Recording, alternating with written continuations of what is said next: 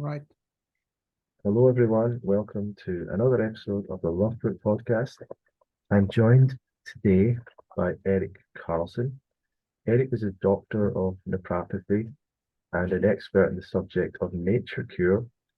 He was a student of the legendary Australian teacher Kenneth Jaffrey, and he also founded what became the Danish Fresh Foods Festival.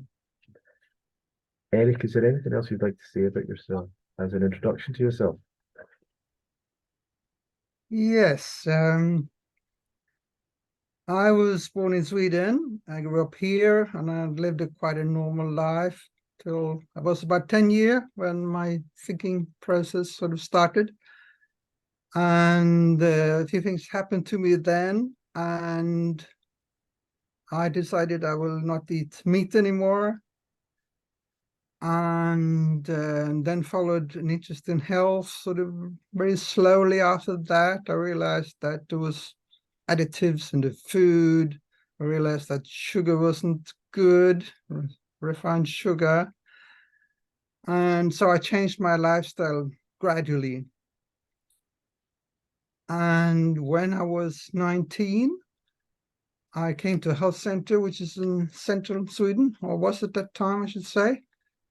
And at that time, in the 70s, there was a lot of health centers in Sweden, at least 30 of them. And they were helping people with their health, and I would say in a very good way. So I looked into that, I found out. And then I thought, well, this seems to be the best one. And also it was one of the quite a few that didn't serve any dairy products. So that was also one reason why I went to this one. And I learned a lot in this place. And people came there and stayed for 11, 12 days, sometimes up to a month, and they changed their diet radically. And most guests did at least a week on just on liquids. So fresh juices and broth and green juices and carrot juice and that kind of things. And I could see amazing results. So I thought, oh, I better work with this in one way or another. Of course, there was no study I could do to learn exactly what they were doing there, but I did have the opportunity to learn a lot at that place. And I actually have a report on the scientific research that was made on this place on my webpage, if you're interested in reading. And so what am I doing next, I thought, once I left there. And I started with doing a massage course. It's good to have some kind of a base. And in this period, I found out about naprapathy. And after the massage, I took a year off. I traveled a bit, and I worked in another health center. And then I started to do naprapathy study. I started 1 year after that first massage study.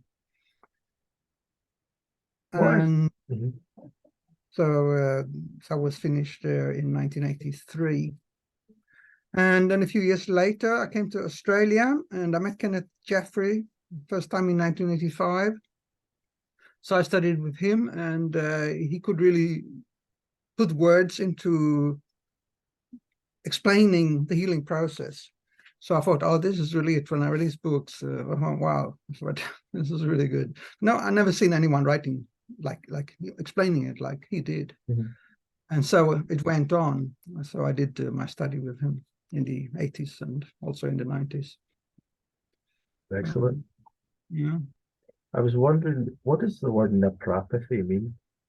Because Yes, it sounds like naturopathy, but is it the same thing? It's not. No, it doesn't get the same offer. Obviously, the last part of the word is from the Greek suffix patos. So that's the same. But napra comes from a Czech word napravit or napraviti, which means to improve or correct or to fix. And the story behind is that Oakley Smith, who was one of the first students of Diploma in chiropractic, he did a study with him in 1899, and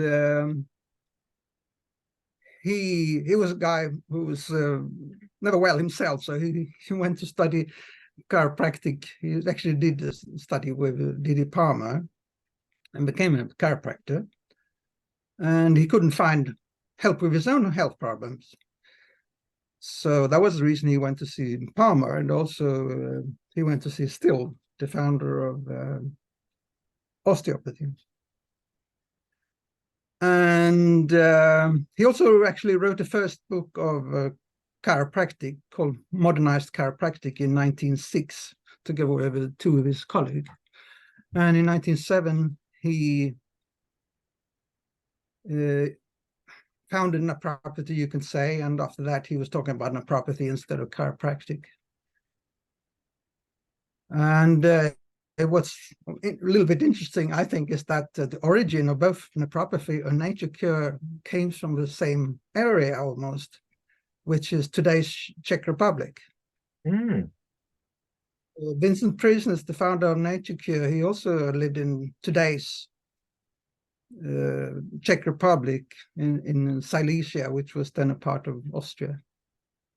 So he was a native German speaker.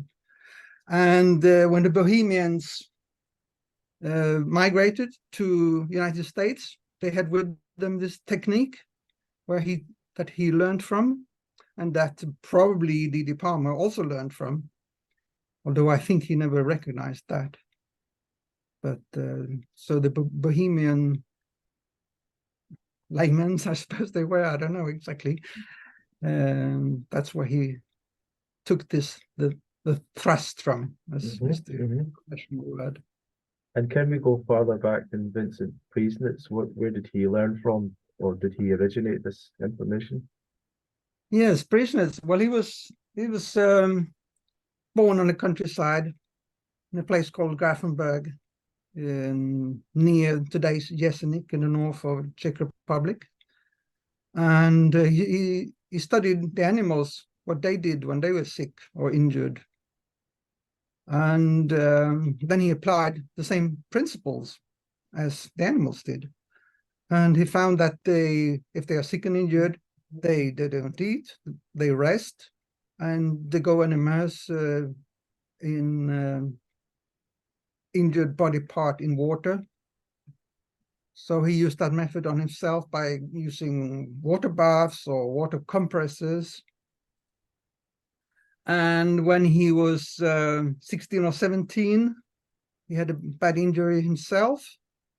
And a doctor was called upon, and he said that Priesnitz would not survive. And if he would be an invalid for the rest of his life. But he started he actually lost his consciousness. And when he got it back, he started to use the cold compresses on his body. And in a few months, he pretty much recovered, except for that he lost some teeth in the accident. And then he started to treat his family and his neighbors, and then gradually he became very well known. And within a few years, he opened the first modern spa, you could say, and the people started to travel all over Europe. He was world famous. Americans came to Grafenberg to experience Priesnitz therapy. Also very many well-known people, and he was treating the emperor's family and that kind of things. Wow. But when Priesnitz died, he was very much forgotten, and there could be several reasons for that. He didn't write and publish any books. And then Sebastian Kneipp came, born some years after him, and Kneipp was very well known, and he's very well known in Germany. In the German-speaking countries, everybody knows about him, I think, except that they may not know so much about him, especially the young people. So Kneipp became a lot more famous and well-known than Priesnitz did. But Priesnitz is, you can say, he's the originator of nature cure, of naturopathy, and of the spa movement. And was that the which movement? Was that yeah, what? which spread. Mhm. Sorry, which spread a lot, even during his own lifetime, spread to France and America and other countries. Yeah, sorry. And is that why, for example, there was the 30 healing centers in Sweden where they connected with that movement? It's a good question. Very good question. Maybe there is a connection. We had some spas here in Sweden too in the 18th century, 19th century, I should say, sorry. And it could be possible that there is a connection there too, but we haven't got the sort of the history that the German-speaking countries have, and we don't know about pre-SNIDs, and like in Germany, there is more sort of alternative medicine on different methods that it's not recognized here. Right. How would you define nature cure? What is the best way of explaining what that means? Describing nature cure, you could say that it's living according to the laws of nature. And of course, it has a philosophy that we should avoid the causes of disease. And if someone is sick, we have to try to find the cause of disease and then remove it. And live according to the laws at the same time as we do natural therapies, like naprapathy, for instance, or hydrotherapy, to help enhance the healing powers. So Simply put. And also very important, I think, is to say that people are looking for healing in herbs and potions and medicines and drugs and all kind of things. But and you can see that because you can find books called healing herbs, healing foods, healing this, healing that. But there's only one healing power, and that's the healing power within. And any force from outside of the body can only provide favorable condition or unfavorable condition. But the healing power is only the one that you have inside of you. And you can call it different names, and we have a Latin name for that, and that is vis medicatrix natura, which you can translate into the healing power of nature. And what that really is, everyone should know it, but hardly anyone knows it. That's your metabolism. Your metabolism is the healing power. And what the metabolism does is to take the different materials that come into the body and turn them into your cells. The body is all the time building up new cells. The metabolism is working constantly from the day you're born and even before, and until the day you die, and even after, in fact. And this is called anabolism. Those building up processes. And then you have the other part of metabolism is called catabolism, and they are the breaking down processes that break down your old cell that's leaving the body, getting rid of the toxins and substances that are not longer wanted by the body to keep us in health. I'm interested in what you would see as the difference between nature cure and natural hygiene, which was also a big philosophy that still people talk about to this day. Do you think there's a big difference between those? And yes, it's a good topic, I think. There are some differences, yes. Very much of the teachings of natural hygiene and nature cure is the same, and we can sort of read the same books. And I think there is not, strictly speaking, a line where you could say this is nature cure and this is natural hygiene. But I could say that as I have learned nature cure from Kenneth Jaffrey, which is not necessarily nature cure in India or in UK or somewhere. But as I have learned it, it's that we only fast people when they have a temperature. And we think that if the body temperature is normal, then you shouldn't fast. Or if it's below normal, I should say, too, then the patient is not ready to fast. It's better to build up the vitality by healthy living and natural therapy and wait for the temperature to come and then fast them. Saying that, we could sometimes fast people for short periods, but not long periods. Then we're talking just about a few days. So that's the most important difference, I could say. But the other difference is that we use natural therapies. And as Herbert Shelton taught natural hygiene, he didn't really do that, and others didn't. But strictly speaking, it was also not so, because my colleagues corresponded with Shelton, and he could say, well, in that case, it could be okay to make a compress or make a manipulation or something like that. So Shelton was maybe also not 100% right in this sense. And we also use our diagnosis that the hygienists don't use. Yeah, that could be maybe the most important differences. Going back to the temperature thing, why do you wait until the temperature rises, until the person has a fever to fast?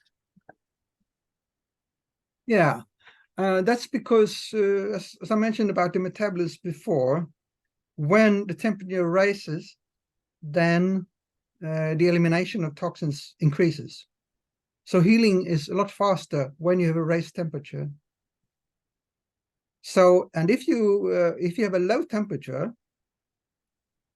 you're not able to eliminate the toxins like that. So instead, live healthy, raise the temperature, do the fasting when the temperature goes above 37 degrees Celsius or 98.6 Fahrenheit. And yes, that's a simple explanation. And what's the idea with like the hydrotherapies? How do they work? The hydrotherapy is also increasing the circulation. I could say maybe before I say that, is that nerve energy is fundamental for our health. And nerve energy is always impulses that comes from our brain and goes out to all the parts of the body through the nervous system. And without nerve energy, we don't exist. We can't live. We are totally dependent on that. And that is also influencing the circulation. Without nerve energy, no circulation. And another way of helping the circulation is to use cold water on the body. And what happens if you do that is that the body is producing a response. It's increasing the circulation in the tissues. And circulation is also extremely important for all health. Without circulation, we also can't live. So the healing process is quicker when you use hydrotherapy, provided that, of course, use it in the right way. And I said cold water. Prisoners were using just about only cold water or tepid water. But you can also use warm. But if you use warm water, you should always finish off with cold water. And it's also important to say that how you use hydrotherapy, how cold the water can be, and how long you apply it to a body part is very, very individual. So the patient is like the monitor. The patient has to feel, how does that feel? You can't do it the same on everyone. That's very important to know when you use hydrotherapy. Too much cold water could also harm. So, and too much warm water, of course, could also harm. But hydrotherapy, it can be used in very many ways. And Priesnitz was describing a lot of different ways on how he was using it in different parts of the body. compresses and baths and over 100 different ways you can use it. I'd like to hear more about Kenneth Jaffrey. How did you find him? Or what was it like working with him or learning from him? And could you tell us a little bit more about him and his life? Yes. He was born in far north Queensland, or North Queensland, I should say, near Ayr. And he moved to Sydney when he was young. And when he was in Sydney, he was diagnosed by 3 different doctors with liver cancer. And he was 21 then, I believe. Some of my colleagues have said 23, but as I remember it, he said to me he was 21, although it's not so important. But anyway, so he basically went home to Ayr to die. And when he went to Ayr, he was one day in his brother's shop, and there was a guy coming in there who found out that Jaffrey was very sick. And he said, I have a book here. You might want to read it. And it was a book by Professor Edmund Seke. And he read it, and he said, oh, I'm going to try this. I have nothing to lose. So he changed his lifestyle completely. And when he had a fever, he fasted for 49 days. And then he broke the fast, and he was living in Ayr, and there's an area still well known, I think, for its pineapples. So when he broke the fast, he broke it with pineapples. He was eating 1 pineapple a day for 49 days, and he recovered. And he decided to dedicate his life for nature care, and so he did. And then he got in contact with Professor Seke. This was before World War II. And they corresponded a lot for, I think, about 8 years. And then they lost contact during World War II. And that got Jaffrey really started. And he was the kind of person who could learn things by himself. Amazing brain, very, very amazing. And Seke gave him a good start. And he went back to Sydney, and he started to practice. And he also got to work at Hopewood Health Centre, which is a health centre started by the health movement in Australia, not far from Sydney. And when he got older, he moved back to North Queensland, and he lived on Magnetic Island, where I met him in 1985. And yes, we had many fantastic conversations. I don't know where to start with that or what to tell you, but he, like I said before, he could really explain things that other people couldn't explain about natural healing, and he did know things that I doubt many other people know. And when I found out about fever and the healing crisis, I thought, oh, that explains everything. There have been questions that I had in my mind for quite a few years about what we call the acute and the chronic disease, which is very central in nature cure. So acute disease is when the temperature is about 37 degrees Celsius. So it made total sense to me. So, and Jaffrey passed away in 1998, I think it was. 98. So I had known them for what 13 age? years. What age was he then? He was 89. 89, and diagnosed with liver cancer at 21. Yeah, he was supposed to die. Liver cancer is 21. So he did quite well, I think. Yeah, he's someone that I've never known a lot about, but I've been interested in him. And you used to bring some of his books and like pamphlets to the Danish festival. Oh yeah. So he did a 49-day fast, was it you said? And then he did. Yeah, he did. Yeah, 49-day fast he did. And then he ate pineapples. Yeah, for 49 days more. 49 days more. Mm. Wow. Interesting. One pineapple a day. Mm-hmm. Mm-hmm.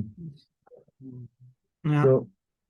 So what was his, I mean, did he have was that his work? Like he had a practice, he had patients, he had clients.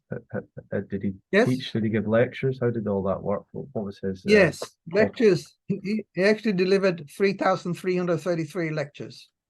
Mm. He must have counted them all because that's what he told me. And mainly when he lived in Sydney. When he moved back to Townsville, he was also running a practice, but I think most of his professional life he spent it in Sydney, and he was also involved in Natural Health Society and he delivered lectures there too. And he was also the president of the Anti-Fluoridation Committee, I think it was called, when he lived in Sydney. Yeah. So Interesting. that was another thing he was working with. And did you see him speak a lot? If I saw him speak, Mm-hmm. was that what he said?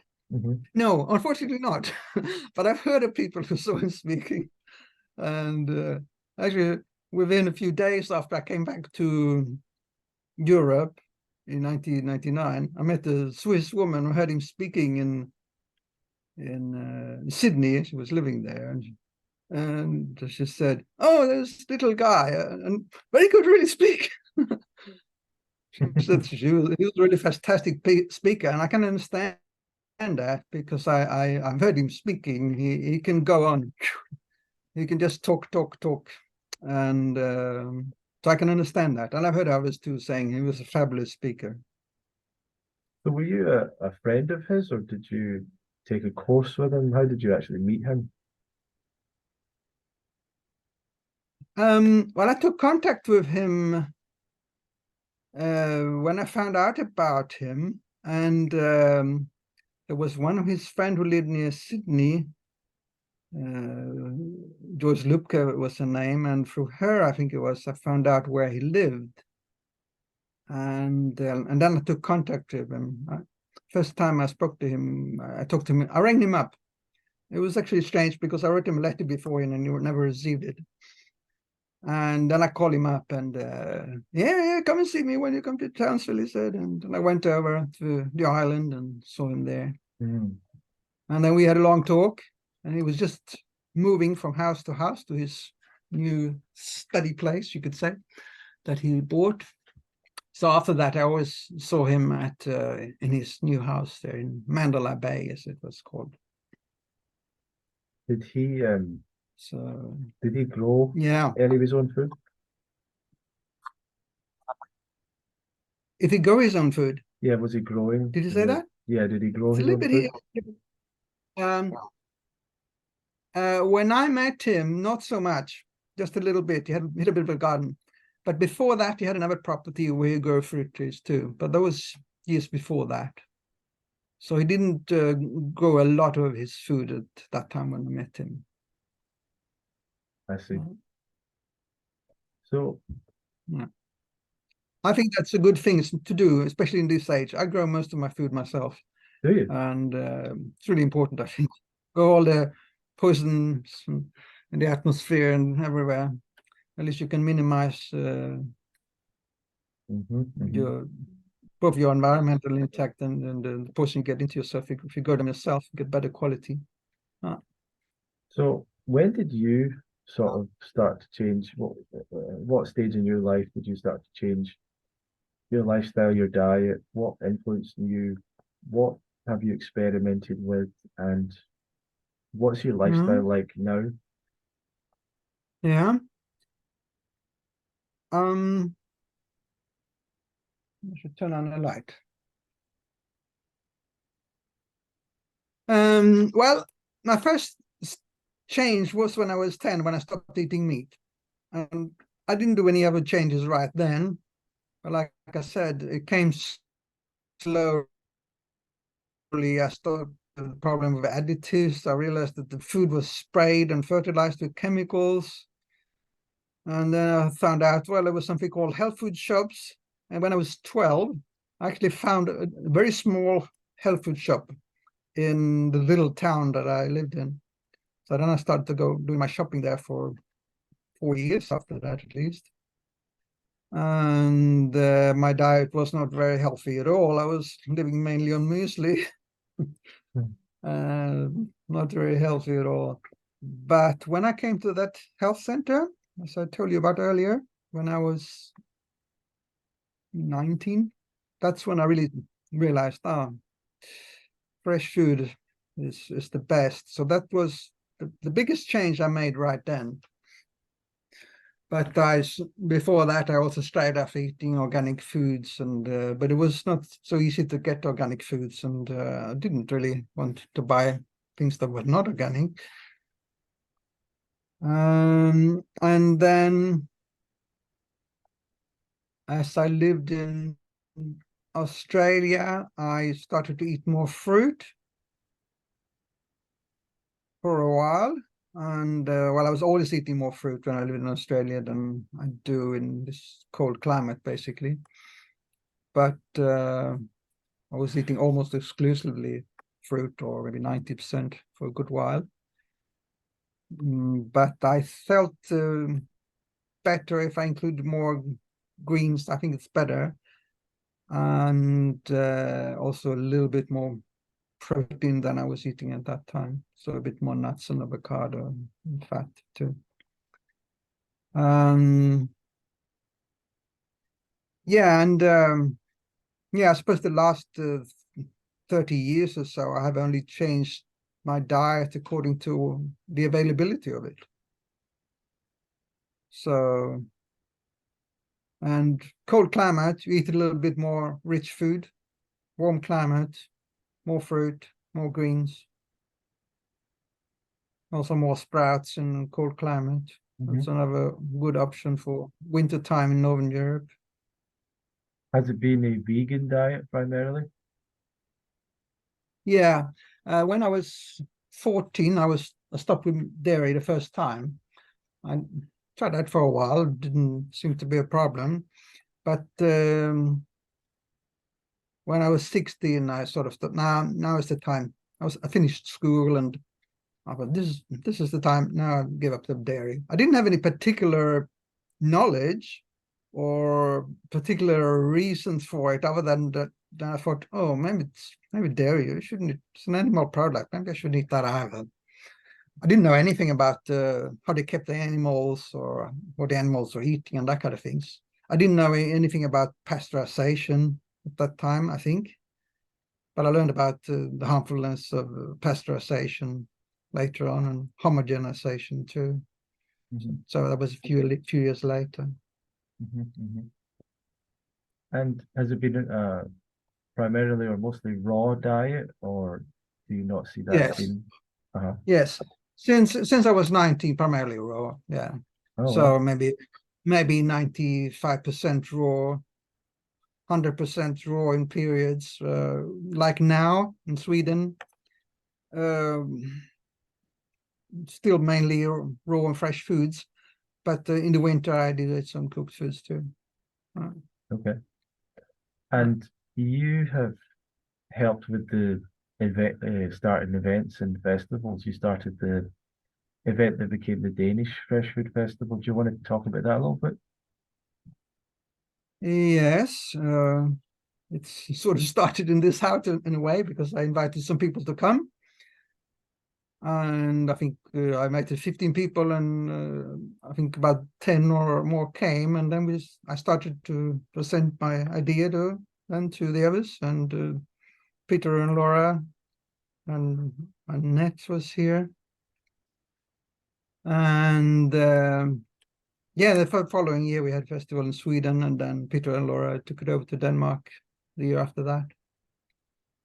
So yeah, it's I think quite a lot of people have been there, and hopefully got inspired to live on fresh foods. Well, that's how I met you. I saw some of your presentations there. That's right. Over a number of years. Yeah. When did you start to help people then? When did you start to give people advice and help them and put your own information out there. And what have you done to share that with others? Well, I started seeing patients after I'd done massage course, and I suppose occasionally I gave them some other advice too, but because I did learn a lot about it from that health center. But after I finished my studies in 1983, then I started to give more advice on health in my practice.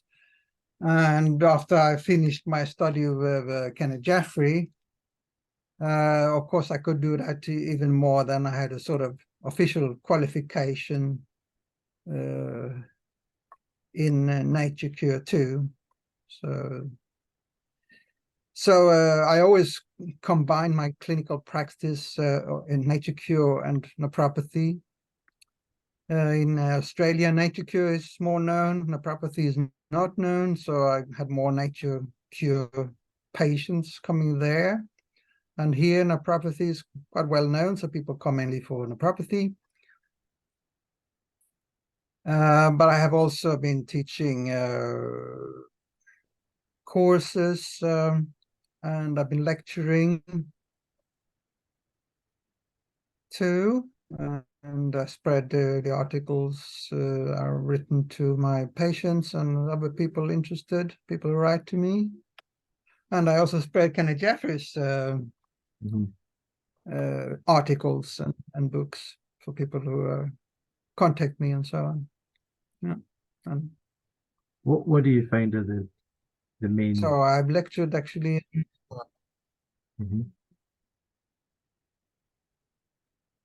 What do you find are Sorry? some of the mistakes people tend to make when they're trying to adopt a nature cure lifestyle? That's a good question, I think. Yeah. Well, one thing I've seen with people who eat fresh foods, who eat a lot of fruit, I should say, is that many of them destroy their teeth. I also made a mistake. I said I was eating too much fruit, and in the late 80s, I was eating fruit, and fruit was not always right. I lived in the subtropics, and in the winter, fruits was not always quite right. And that's something you really should avoid, to eat unripe fruit. And for instance, pineapples and citrus, very acid. You can destroy your animal. And another mistake is to eat too much of this sweet fruit. If you have a good heredity, perhaps with your teeth, maybe it doesn't matter. Maybe you can be okay to eat all the tropical fruit and so on, which is very sweet. But I don't think it's really good. I think it's better to eat a more mixed diet. You eat fruit which are not so strongly sweet and not so strongly acid. I think it's better. And when you eat the very sweet fruit, especially tropical fruits, that you don't eat too much of it. That's just a part of your diet. I have seen some really bad cases with people destroying their teeth on fruit. And even on the festivals, I met people who got to talk to that, and I lectured about that too. How you can keep your teeth healthy on a fresh food diet. It's really good to be careful, because if you lost your tissues, they likely won't come back, your tooth tissues. If there's something wrong with the rest of the tissues in the body, they can usually heal, but with the teeth, it's not that easy. So that's an important one. And I think also that there can be other imbalances. People who eat mainly fresh foods, well, they don't tend to overeat maybe so much on protein and nuts and that kind of things. That can be a mistake. But there are also those who say, no, we shouldn't eat the nuts, and we should live on fruit. I don't think so. I think it's good to eat some nuts and seeds. And some people, they just don't have enough energy. And that can be because they avoided to eat nuts and seeds. Yeah. And I've also met people who eat an incredible amounts of avocado. That's also not so good. Mhm. Balance, I think, is the key word for health in general. You have to strive after balance in your life and also in your diet. Include the green vegetables, I think, is very important. And then especially if you live in Northern Europe and cold places, to include carrots and root vegetables in the wintertime at least. Okay. So how can people find out more about you if they would like to get in touch or find out more about your articles and so on? They can send me an email, and they can also visit my webpage. I have a couple of web pages, and I can show it. It's easier if I show it, I suppose. Can you see it there? Selfhealing.eu. And I have another site which finishes SE instead of EU. Mm-hmm, mm-hmm. And that EU site is a multilingual one. Unfortunately, there's a lot of problem with them, but the English page, I hope, will be updated very soon. Well, thank you very much, Eric. Is there anything you'd like to say before we finish? Well, if someone is interested in nature cure and self-healing, just send me an email. naturecure@mailfence.com. You will also find that on my webpage, the mail address. Just send me an email and let me know what I can help you with. Excellent, excellent. Thank you very much, Yeah. Eric. And thank you everyone for listening and watching. Okay. And we'll see you in another episode of the Love Fruit podcast.